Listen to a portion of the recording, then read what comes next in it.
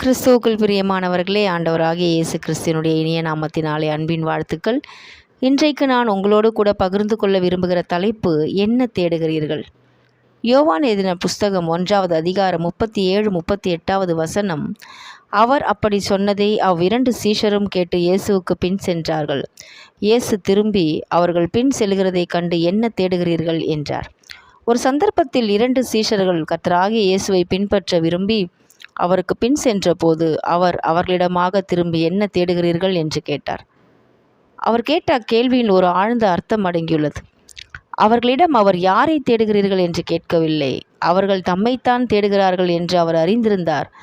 எனினும் தம்மில் அவர்கள் என்னத்தை தேடுகிறார்கள் என்பதையே அவர் அறிய விரும்பினார்.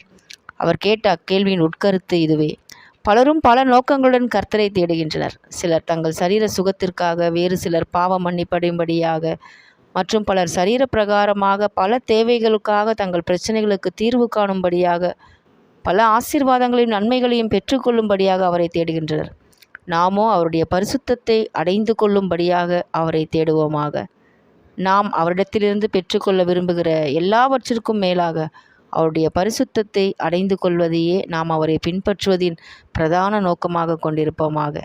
கர்த்தர் தாமே இந்த சத்திய வசனத்தை ஆசீர்வதிப்பாராக. ஆமென்.